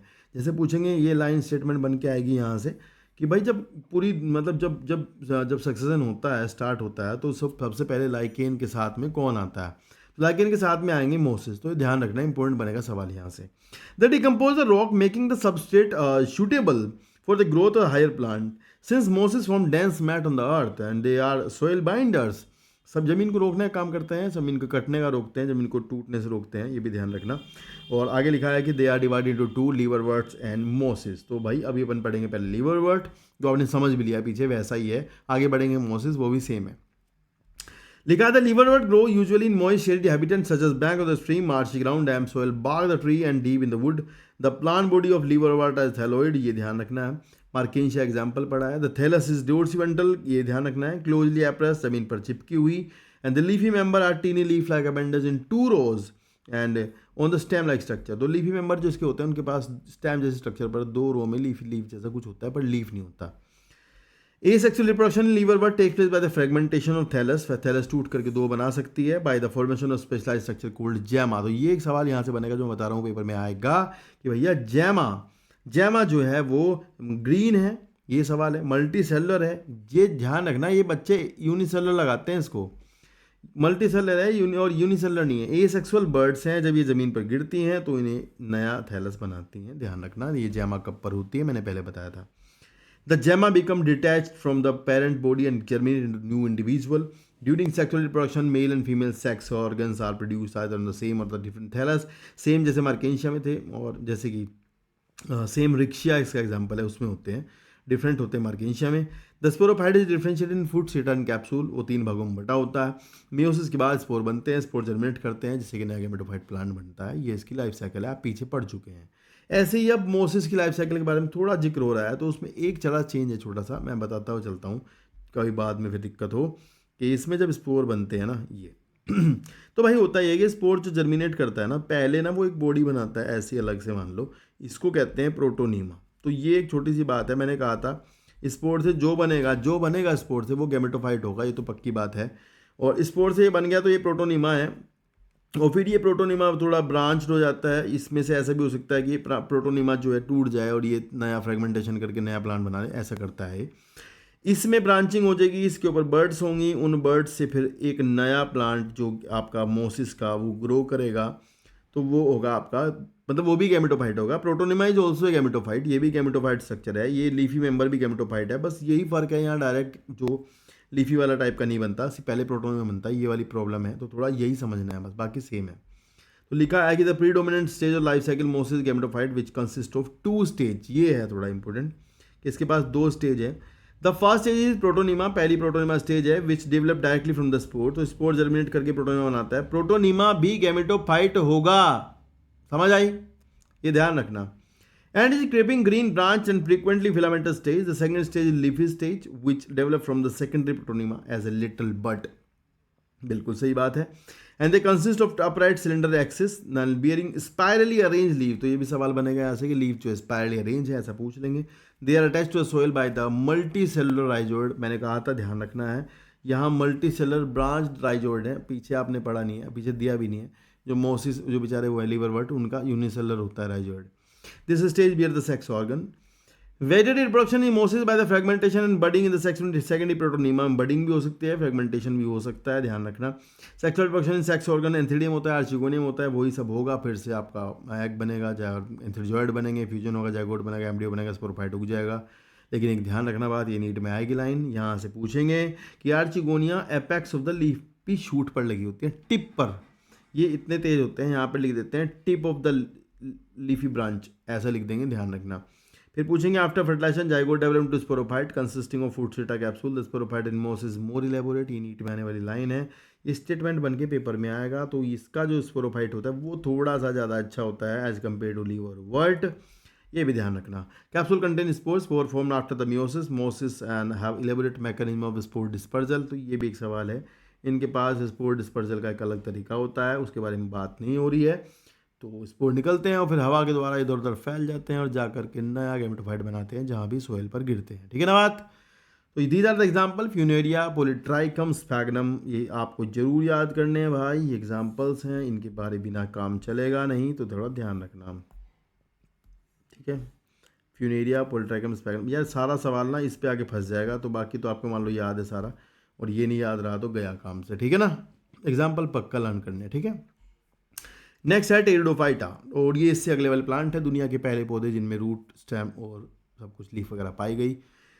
इनमें मुख्य पौधा जो होता है वो स्पोरोफाइट होता है, जैसे कि गेमेटोफाइट था उसका, इसका शुरुआती पौधा जो है मेन प्लांट है स्पोरोफाइट है। और ये दुनिया के पहले ऐसे पौधे हैं जिसमें जाइलम फ्लोएम पाई गई, जिसके बाद इन्हें वेस्कुलर क्रिप्टोगैम्स कहा गया, क्योंकि इनके पास सीड नहीं होते। लिखा आया था Pteridophyta include the horsetail and fern. तो पहला ही सवाल मिल गया, पूछ लेंगे होर्सटेल किसका नाम है, तो इक्विसेटम का नाम है होर्सटेल, ध्यान रखना। And fern are the advance pteridophyta. फिर लिखा है pteridophytes are usually for medicinal purpose and soil binder. They are also frequently grown in ornamental. Evolutionary they are first terrestrial plant to possess vascular tissue. ये एक तगड़ा सवाल बनता है इसका कि जाइलम फ्लोएम इनके पास पहली बार हुई, तो भैया स्टीलर सिस्टम भी इनके पास पहली बार आएगा। फिर लिखा आगे the pteridophyta are found in the cool damp shady place, तो some may flourish as well in sandy conditions. यू में सैंडी वाला ध्यान रखना है ना, जरूर। You may recall that the Bryophyta, the dominant phase in the life cycle of gametophyte plant body. However, in Pteridophyta, the dominant phase is sporophyte. Which is differentiated to root है, याद रखना, stem and leaf है, ये तो अच्छी बातें हैं बस याद करने की छोटी छोटी। These organ possess well differentiated vascular tissue, सबके पास जाइलम फ्लोएम है, ये भी अच्छा सवाल बनेगा। लीव्स इन टेरिडोफाइटा स्मॉल, तो ये एक सवाल बनता है यहाँ से कि भैया small leaf microphylls as Selaginella और लार्ज माइक्रोफिल्स इन फर्न, तो ये थोड़ा ट्रिकी सा है, याद कर लेना यहाँ से, ठीक है। सिलेजिनेला की लीफ बड़ी, स्टेम छोटे, और आपका सिलेजिना की लीफ छोटी, स्टेम बड़े हैं, और जो फर्न्स हैं उनकी लीफ बड़ी, स्टेम छोटे हैं, ऐसा है। The sporophyte bear the sporangia that are subtended by the, अभी अपन मैं इसको तब पढ़ूंगा, पहले समझाऊंगा फिर आगे समझाऊंगा, ठीक है ना। पहले पढ़ लो, थोड़ा समझ लो, आसान है चीज़ें, फटाफट से सीख लो। देखो, अरे खुल जा भैया, कहाँ चली गई, देखो पिंक लेते हैं। यहाँ पे आप समझोगे बात ऐसा है कि इनके पास सबसे पहली बार लीफ आई, भाई सबसे पहली बार लीफ इन्हीं के पास आई ना, तो हुआ ये है कि इनके पास मान लो ये लीफ है, मैं ऐसे बना रहा हूँ भाई, है ना, मान लो ये इनकी लीफ है, तो आपको मैं बता दूँ ऐसी तो होती नहीं, इनकी लीफ है मान लो ये, तो इस लीफ पे ना नीचे डोर्सल साइड पर ना, सॉरी वेंट्रल साइड पर नीचे नीचे की तरफ ना, इसके ऊपर काफ़ी ज़्यादा स्पोरेंजियम जो है वो लगी होती हैं, काफ़ी ज़्यादा स्पोरेंजियम लगी होती है, ये आपको समझना है। वेंट्रल साइड पर मतलब ऐसे लीफ है तो नीचे यहाँ पर इसके जो नीचे वाली साइड है इस पर यहाँ बहुत सारी आपकी स्पोरेंजियम लगी हुई होती हैं, और जो लीफ होती है जिस लीफ पर ये स्पोरेंजियम लगी होती है उस लीफ को हम कहते हैं स्पोरोफिल, ये आपको समझना है, ठीक है। और ये जो बहुत सारी स्पोरेंजियम है इसके ग्रुप को हम कहते हैं, ग्रुप को पूरे को कहते हैं सोरस, क्या कहते हैं, सोरस कहते हैं, ठीक है। स्पोरोफिल पर सोरस लगा हुआ है, sorus a group of sporangium, ठीक है, इतना समझो। और आगे आपको पता ही है स्पोरेंजियम के पास क्या होगा, स्पोर मदर सेल होंगी, मियोसिस होगी, स्पोर बनेंगे, स्पोर बनाएंगे गैमेटोफाइट, ये क्लियर है ना माइंड में। और फिर जब स्पोर जर्मिनेट करते हैं तो स्पोर जर्मिनेट करने के बाद एक ऐसे स्ट्रक्चर का फॉर्मेशन करते हैं गैमेटोफाइट का, ये तो क्लियर है ना। स्पोरेंजियम है, स्पोरेंजियम के पास क्या होगा, स्पोर मदर सेल होंगी, स्पोर मदर सेल मियोसिस करेंगी, स्पोर बनेंगे, स्पोर ज़मीन पर गिरेंगे और उसके बाद बनाएंगे एक ऐसी स्ट्रक्चर जो कि होगी ये, मान लो ये ऐसा हार्ट शेप का एक स्ट्रक्चर बनाते हैं, और जो है गैमेटोफाइट, क्या है ये, गैमेटोफाइट, ठीक है। थैलस होगा, ज़मीन पर पड़ा है ये थैलस होगा, गैमेटोफाइट है तो हैप्लॉइड होगा, सारी सेल इसकी हैप्लॉइड होंगी। ये एपिकल नोच है, इसके जानना नहीं नाम, क्या करना, इसके पास पर दो स्ट्रक्चर होते हैं, ये ध्यान रखना। ये एक मोनोइशस कंडीशन है जिसमें कि इसमें आर्चिगोनियम और एंथ्रीडियम दोनों मिलते हैं, तो नीचे की साइड पे यहाँ पर एंथ्रीडियम होते हैं और ऊपर यहाँ पर आर्चिगोनियम होती है, पर आर्चिगोनियम की केवल नेक दिखाई देती है ऊपर वाली, बाकी अंदर घुसा रहता है। और आपको समझ गया होगा क्या होगा, अब एंथ्रीडियम जो है बनाएगा आपका क्या, एंथरजॉइड बनाएगा, और इसके एंथरजॉइड जो है वही मल्टीफ्लैजिलेटेड हैं, इसके एक आधे को छोड़ दे, एक आधे में बाईफ्लैजिलेटेड हैं, तो जानना नहीं है आपको। तो ये फिर एंथरजॉइड फिर से पानी से जाएंगे इसके पास, यहाँ पर आर्किगोनियम की गर्दन के पास, नेक के पास, और इसमें जाएंगे, अंदर जाएंगे आर्किगोनियम के, और वहाँ जाकर के फर्टिलाइजेशन करेंगे। तो यहाँ हर आर्चिगोनियम जो होगी इसके पास एक जाइगोट का फॉर्मेशन हो जाएगा। Hopefully you will understand this, ठीक है ना भाई। तो यहाँ बन जाएगा जाइगोट, आप ये समझ लो, आसान बात है। पहले स्पोरेंजियम के अंदर स्पोर बनेंगे, स्पोर जमीन पर गिरेंगे, वहाँ बनेगा आपका थैलस, थैलस ये हार्ट शेप का होता है जो गैमेटोफाइट है, इसके पास आर्किगोनियम है, एंथ्रीडियम है, एंथ्रीडियम बनाएगा एंथरजॉइड मल्टीफ्लैजिलेटेड, और जाएंगे पानी के द्वारा उड़ते तैरते हुए, और उसके बाद पहुँचेंगे आर्चिगोनियम की, वो भी वहीं लगी हुई है। आर्चिगोनियम के अंदर जाएंगे, एग के पास जाइगोट बनेगा, और फिर बन जाएगा स्पोरोफाइट, जाइगोट उगेगा, ध्यान से समझो, जाइगोट उगेगा तो कैसे उगेगा भाई, ये जो स्पोरेंजियम में तो यहीं लगी, ये जो एंथ्रीडियम आर्चिगोनियम में तो यहीं लगी हुई है, तो जब आर्चिगोनियम यहीं तो जाइगोट कहाँ उगेगा, यहीं, तो इसके ऊपर ना एक प्लांट उग जाएगा थैलस पे ही, और इसके नीचे है यहाँ पर राइजोइड्स जो ज़मीन से इसका क्या ले रहे हैं, न्यूट्रिशन, तो इसके ऊपर जो उगेगा आपका वो प्लांट ऐसे इसके ऊपर उग जाएगा, और उस पर लीव्स होंगी, और वो फिर से एक गैमेटोफाइट होगा, तो यहाँ पर सॉरी स्पोरोफाइट होगा। तो यहाँ पर आप देख सकते हो कि स्पोरोफाइट शुरुआत में बिल्कुल इनिशियली तो थोड़ा सा डिपेंड करता है गैमेटोफाइट पर, बाद में वो फोटोसिंथेटिक हो जाता है, तो कोई दिक्कत नहीं है। ध्यान रखना जो नीचे थैलस है ये भी फोटोसिंथेटिक है, ग्रीन है, अपना फोटोसिंथेसिस खुद करता है, ये वाली बात ध्यान रखना, ठीक है ना। तो इसको पढ़ते हैं फिर आगे देखेंगे। देखो लिखा है the sporophyte bear the sporangium that are subtended by the leaf like appendage called sporophyll. In some cases sporophyll may form distinct compact structure called strobilus. तो ये लाइन आप याद कर लो, आगे समझाऊंगा।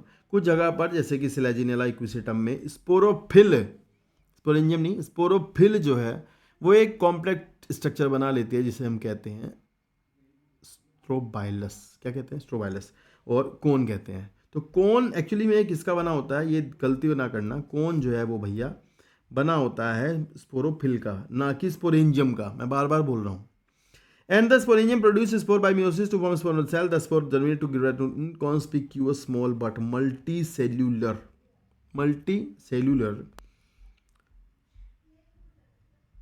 Free living. ये प्रॉपर्टीज याद करनी है भाई। देखो थैलस कहाँ बनेगी? जमीन पे, तो मल्टी सेलर है, वेरी गुड। फ्री लिविंग है, वेरी गुड। आज़ाद है ना, किसी से जुड़ा तो नहीं है। वो फोटोसिंथेटिक है, थैलॉइड है, ये याद करना है, कि जरूर याद करना है वाली बातें। एंड कॉल्ड प्रोथैलस, उसे क्या कहते हैं? प्रोथैलस। तो कभी कभी पूछते हैं फर्न प्रोथैलस क्या है, और फर्न प्रोथैलस कुछ नहीं है, गैमेटोफाइट है। These gametophytes require cool, damp, shady place to grow because of this specific restricted requirement and the need for the fodder for fertilization. They are limited in number. तो ये हमेशा हर जगह नहीं मिलते हैं, क्योंकि पानी हमेशा नहीं होता हर जगह, ठीक है। The gametophyte bear male and female sex organ called antheridium and archegonium respectively. What is required for transfer of antherozoid? The male gamete released by the antheridium to the mouth of the archegonium. ये NEET में आएगा, mark कर लेना। Mouth पे छोड़ता है उसके, और फिर उसके बाद जो चले जाते हैं पानी से, मतलब उसके माउथ पर, फिर उसके अंदर घुस जाएंगे और फर्टिलाइजेशन होगा। उसके बाद जायगोट बनेगा, एम्ब्रियो बनेगा। और लिखा है कि ये आर्चिगोनियम के अंदर फिर जायगोट बन जाएगा, और फिर बन जाएगा जायगोट से एम्ब्रियो, और एम्ब्रियो जब उगेगा तो उससे फिर से आपका एक स्पोरोफाइट प्लांट उग जाएगा। ये बात आपको यहाँ तक समझ में आई होगी, ठीक है ना। ज़्यादातर टेरिडोफाइटा में जो स्पोर जर्मिनेट निकलते हैं बन के, वो एक जैसे होते हैं, उनसे एक जैसा गैमेटोफाइट बनता है, और उनसे एक मतलब एक जैसे प्लांट थैलस बनता है, ऐसा। तो उनको अपन कहते हैं होमोस्पोरस। क्या कहते हैं? होमोस्पोरस, जिनमें एक ही तरह के स्पोर बनते हैं, ठीक है। मेल फीमेल का कोई चक्कर नहीं है, मेल स्पोर फीमेल स्पोर ऐसा नहीं है, एक ही तरह के स्पोर है। लेकिन जैसे कि सिलेजिनेला साल्विनिया में, ये एक तगड़ा सवाल है, खूब आता है पेपर में। सिलेजिनेला और साल्विनिया में आपको दो काइंड के स्पोर मिलेंगे देखने को, जिसको हेट्रोस्पोरस कंडीशन कहते हैं। और हेट्रोस्पोरस में मेल जो होता है, मेल वाला है माइक्रोस्पोर कहलाएगा, और फीमेल वाला कहलाएगा मैक्रोस्पोर, ठीक है ना। तो आगे लिखा है the megaspore and microspore germinate and give rise to female and male gametophyte. तो भाई आप समझो एक बात को, इसी तरह से आप ऐसे कॉमन सेंस लगाओगे थोड़ी सी अगर, कि मेगास्पोरेंजियम में बनेंगे, और मेगास्पोरेंजियम मेगास्पोरोफिल पर होगी। मतलब ये ऐसा सीन है, एक बार देख लो, थोड़ा याद भी हो जाएगा। देखो जैसे हमने अभी देखा था ना कि भाई स्पोरोफिल है, मतलब एक चीज़ होती है स्पोरोफिल। स्पोरोफिल होती है लीफ के जैसी, स्पोरोफिल के ऊपर लगे हुए हैं स्पोरेंजियम, ठीक है बाबू। स्पोरेंजियम के अंदर है स्पोर मदर सेल, और स्पोर मदर सेल में होती है मियोसिस, और उससे बनते हैं स्पोर मियोसिस से। तो इसी तरह से कुछ में होते हैं क्या, कुछ में होती है मेगास्पोरोफिल, मेगास्पोरेंजियम, और मेगास्पोर मदर सेल, और मेगास्पोर। तो ये तो हो गया फीमेल वाला मैटर सारा। फीमेल वाले ऐसे होते हैं, फीमेल वाली मेगास्पोरोफिल है, मेगास्पोरेंजियम होगी, उसके पास मेगास्पोर मदर सेल होंगी, मेगास्पोर बनेंगे, दे आर एप्लोइड। मैंने कहा था स्पोर क्या बनाएंगे? गैमेटोफाइट हमेशा। तो मेगास्पोर से जो बनेगा वो क्या होगा? Female gametophyte. और उसके अंदर क्या होगा फीमेल गैमेटोफाइट के पास? आर्किगोनियम, और आर्चिगोनियम के अंदर होगा एग। तो ये तो हो गया फीमेल का। इसी तरह होगा मेल का। मेल वाले में क्या होगा? यहाँ पर microsporophyll, microsporangium, microspore mother cell, microspore, और मेल गैमेटोफाइट। और मेल गैमेटोफाइट के पास क्या होगा? एंथ्रेडियम, और उसके पास क्या होगा? स्पर्म, यानी कि एंथरजॉइड। तो वहाँ ये दो तरह के केस हो रहे हैं, दो तरह के, मतलब जो दो तरह के स्पोर बन रहे हैं, और दो तरह के स्पोर से दो अलग अलग स्ट्रक्चर बनेंगे, मेल गैमेटोफाइट और फीमेल गैमेटोफाइट। ये वाली बात आपको समझनी है, छोटी सी डिफरेंस है ये अलग से, ठीक है। और फिर वही होगा, फर्टिलाइजेशन होगा, जायगोट बनेगा, फिर से वही होगा, वो तो अलग बात है, ठीक है, वो तो होता ही रहता है, ठीक है। अब आपको इसमें एक और खास बात समझने को मिलेगी, छोटी सी लाइन लिखी हुई है, थोड़ा अगर आप समझ लो तो आपके लिए बेहतर होगा। लिखा है दे फीमेल गैमेटोफाइट। यहाँ क्या होता है, जो स्पोर होता है, ध्यान समझना, स्पोर जो मतलब फीमेल गैमेटोफाइट किससे बनेगा? मेगास्पोर से। भैया आपको समझ में आया ना, फीमेल गैमेटोफाइट किससे बनेगा, मेगास्पोर से। तो लिखा है कि the female gametophyte in these plant are retained on the parent sporophyte और वेरिएबल पीरियड, मतलब कि जो आपका फीमेल गैमेटोफाइट है वो अभी भी मेगास्पोरेंजियम में ही है और मेगास्पोरेंजियम अभी भी प्लांट पे ही लगी हुई है। तो ये कह रहे कुछ देर तक वो वहीं रुकता है, फर्टिलाइजेशन वगैरह हो जाता है, तो उसके बाद फर्टिलाइजेशन हो जाएगा उसके ऊपर ही, प्लांट के ऊपर ही। जो आपका एंथरजोइड है वो प्लांट पे ही आ जाएगा, पानी वनी से, बूंद बूंद से, ओस ओस से, इधर उधर से, वो उसके बाद वहाँ फर्टिलाइजेशन होगा। उसके बाद जो है वो जो आपका गैमेटोफाइट है वो स्पोरेंजियम से निकल जाएगा, मेगास्पोरेंजियम के अंदर होगा ना वो फीमेल गैमेटोफाइट, क्योंकि मेगास्पोरेंजियम के अंदर ही होगा मेगास्पोर। और मेगास्पोरेंजियम के अंदर से मेगास्पोर निकल के ज़मीन पे नहीं आया, मेगास्पोर ने वहीं रहते हुए ही गैमेटोफाइट बना लिया, उसके अंदर वहीं रहते हुए आर्किगोनियम बनी, वहीं फर्टिलाइजेशन हुआ, फिर उसका फीमेल गैमेटोफाइट निकल के ज़मीन पे आया। ये है। तो ये कह रहे हैं कि ये कहीं ना कहीं ये इवेंट जो है वो सीड हैबिट का एवोल्यूशन है। मतलब जब आप आगे बढ़ोगे सीड बनते हैं, सीड कैसे बनते हैं, फर्टिलाइज्ड ओव्यूल को क्या कहते हैं, सीड ओव्यूल क्या है, मेगास्पोरेंजियम, सिंपल। मेगास्पोरेंजियम ओव्यूल है, उसके अंदर गैमेटोफाइट है, उसके अंदर एग है, तो जब वो फर्टिलाइज होता है तो फिर मेगास्पोरेंजियम को कहते हैं सीड। तो यहाँ एक्चुअली हुआ क्या कि फर्टिलाइजेशन होने के बाद मेगास्पोरेंजियम के अंदर से फीमेल गैमेटोफाइट निकल गया, नहीं निकलता तो मेगास्पोरेंजियम सीड हो जाता। समझ आई ना बात, ये है बस छोटा पेंच। लिखा है, जरूर याद कर लेना है, ठीक है। लिखा है the pteridophyte are further classified into the 4 classes, ये जरूर एग्जांपल लर्न करने हैं। साइलोप्सिडा में साइलोटम आएगा भाई, लाइकोप्सिडा में बच्चे भूल जाते हैं सिलाजिनेला को, जरूर याद कर लेना। अगला स्पिनोप्सिडा में क्विसेटम आएगा, जरूर याद करना है। और ये हायर फर्न्स हैं, डायरोप्सिडा में डायोप्टेरिस और टेरिस और एडियंटम, ये वाटर फर्न है, अगर कोई कभी पूछ ले तो, वैसे तो कोई पूछता नहीं है, ठीक है। सॉरी वाटर फर्न तो मार्सिलिया वगैरह है, एजोला सैल्विनिया, ये आपका वॉकिंग फर्न है, वॉकिंग फर्न इसको कहते हैं, ठीक है। चलो नेक्स्ट है जिम्नोस्पर्म। तो भैया जैसे कि टेरिडोफाइटा की मेन बॉडी स्पोरोफाइट थी, इसी तरह से जिम्नोस्पर्म की भी मेन बॉडी स्पोरोफाइट है, ठीक है। और एक खास बात, यहाँ अब सब प्लांट हेट्रोस्पोरस हैं, यहाँ अब सब प्लांट के अंदर 2 तरह के स्पोर ही मिलते हैं, यहाँ कहीं भी एक तरह के स्पोर है ही नहीं। अब यहाँ मेगास्पोरोफिल माइक्रोस्पोरोफिल है ही, मतलब अब फिक्स हो गया, हर एक में मेगास्पोरोफिल माइक्रोस्पोरोफिल इस तरह से ये अलग हो गया, मतलब अब आगे अलग ही चलेगा। एंजियोस्पर्म में भी अलग ही है ऐसा। द जिम्नोस्पर्म मतलब नेक्ड सीडेड प्लांट, तो इसका मतलब सीड बन गया। समझ लो सीड कब बनेगा, जब मेगास्पोरेंजियम के अंदर फीमेल गैमेटोफाइट रहते हुए वहीं फर्टिलाइजेशन करके उसके अंदर ही रह जाएगा, फीमेल गैमेटोफाइट निकलेगा नहीं, मेगास्पोरेंजियम के निकलेगा नहीं, तो भैया वही सीड होगा। तो इसका मतलब यहाँ जो फीमेल गैमेटोफाइट है ना वो मेगास्पोरेंजियम के अंदर से निकलेगा नहीं, ये है बस। लिखा plant in which the ovule are not enclose by any ovary wall and remain exposed both before and after fertilization. The seed that develop force fertilization are not covered, seed covered नहीं है, ठीक है, ये ध्यान रखना। इसका मतलब seed के ऊपर अभी ओवरी नहीं है, मतलब यहाँ मेगास्पोरेंजियम ओवरी में बंद नहीं है, जैसे हायर प्लांट एंजियोस्पर्म में बंद है ना, एंजियोस्पर्म में ओवरी के अंदर होता है ना ओव्यूल, ओव्यूल इज मेगास्पोरेंजियम, यहाँ भी वही है ओव्यूल, पर वो बंद नहीं हुआ है, तो कवर्ड नहीं हुई सीड, ये है। Gymnosperm include medium size trees and tall trees, shrubs and one of the gymnosperm giant tree, याद करना है। सिकोया सबसे बड़ा प्लांट होता है जिम्नोस्पर्म में, रेडवुड ट्री कहलाता है, जो टॉलेस्ट ट्री है जिम्नोस्पर्म में, और उसमें एंजियोस्पर्म में eucalyptus. The root are the generally taproot. Root in some genera have fungal association in the form of mycorrhiza. तो जैसे पाइनस में आपको मिलेगा माइक्रोराइजा, फंगस मिलेगा जुड़ा हुआ रूट के साथ। वाइल इन सम जैसे कि साइकस में आपको जो कोलोराइड रूट्स होती हैं उनके अंदर आपको नाइट्रोजन फिक्सिंग साइनोबैक्टीरिया जैसे कि एनाबीना नोस्टॉक मिलेंगे। ध्यान रखना नोस्टॉक और एनाबीना होते हैं इसके अंदर, जो कि आपके एल्गल जोन बनाते हैं, वहाँ पर नाइट्रोजन फिक्सेशन करते हैं। ज़मीन से निकले हुई बाहर निगेटिवली जियोट्रॉपिक रूट्स होती हैं जिन्हें कोलोराइड रूट्स कहते हैं, जो साइकस में मिलती है। द स्टेमर अनब्रांच, ये सवाल आएगा, साइकस का अनब्रांच होता है, पाइनस और सेड्रस देवदार का ब्रांच होता है, सेड्रस देवदार पूरा नाम है।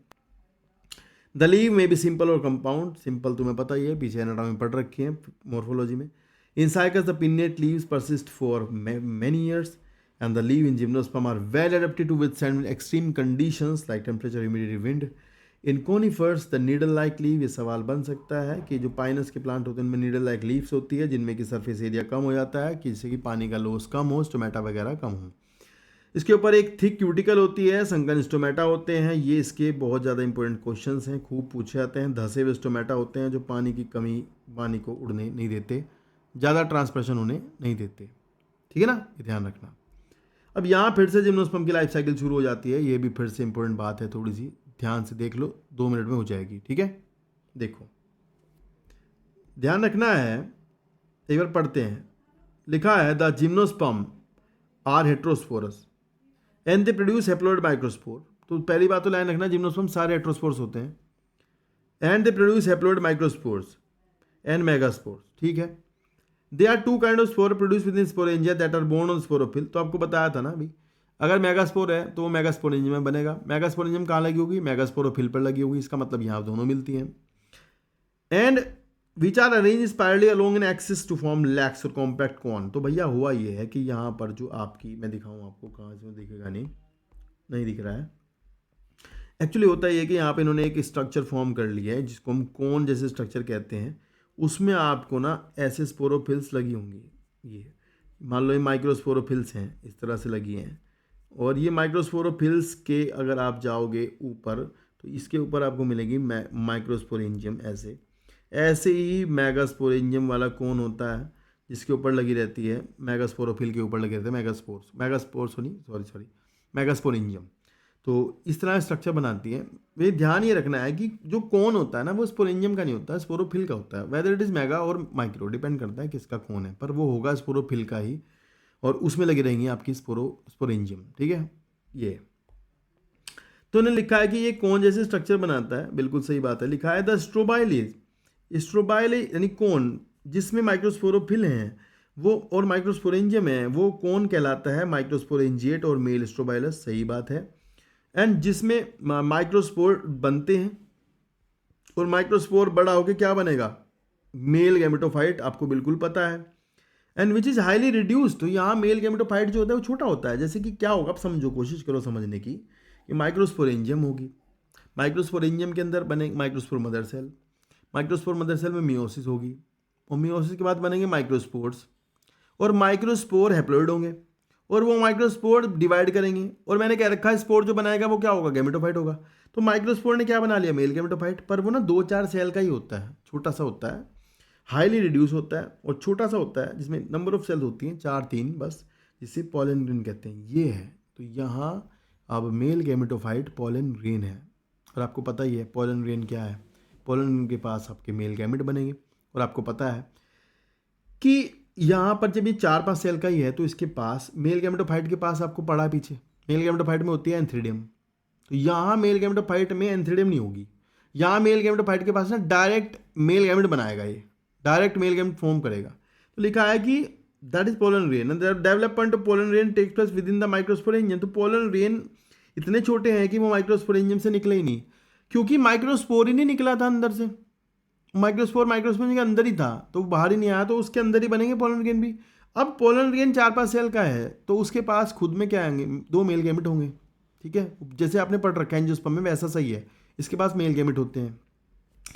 फिर आगे बताया इन्होंने कि द कोन बियरिंग मेगास्पोरोफिल वाले कोन को कहते हैं, मेगास्पोरेंजियम वाले कोन को कहते हैं मैक्रोस्पोरेंजिएट, या फिर फीमेल कोन या फीमेल स्ट्रोबाइलस। फिर लिखा था मेल और फीमेल कोन स्ट्रोबाइलस में be borne on the same tree. तो ध्यान रखना, पाइनस है मोनोइसियस, पाइनस है मोनोइसियस, एक ही प्लांट पे दोनों कोन है। जबकि बाबू साइकस में मेल तो होता है कोन, ये ध्यान रखना है बस, और ये अलग प्लांट पर होगा। और मेगास्पोरोफिल ये कोन नहीं बनाती, ये केवल लीफ जैसी मेगास्पोरोफिल लगी रहती है, इनके ऊपर होते हैं मेगास्पोरेंजियम, ठीक है, जिन्हें ओव्यूल कहते हैं यहाँ पर जिम्नोस्पर्म में।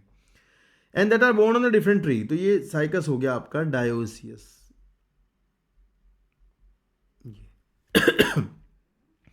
The megaspore mother cell differentiate to form one of the cell और न्यूसेलस। आपको पता ही है एंजियोस्पर्म की तरह ही है, उनमें से जैसे ओव्यूल के अंदर न्यूसेलस की एक सेल मेगास्पोर मदर सेल बनाती है, फिर वो मियोसिस करती है, बाहर उसके एनवलप चढ़े होते हैं ओव्यूल के, ठीक है ना, ओव्यूल कवर्ड होता है। ओव्यूल एक कवर्ड स्पोरेंजियम है, ये ध्यान रखना, अगर कवर्ड नहीं होती तो इसको ओव्यूल ना बोलते, ये ध्यान रखना, फिर उसको मेगास्पोरेंजियम ही बोलते बस। पर ये एनवलप्ड मेगास्पोरेंजियम है तो ये ओव्यूल है। इसके पास आपकी मेगास्पोर मदर सेल बनेगी। और लिखा है कि the ovule on the bone on the megasporophyll, जो जुड़ करके फीमेल कौन बनाती है, नहीं बनाती हैं, साइकस में तो बनाती नहीं, पाइनस में होते हैं।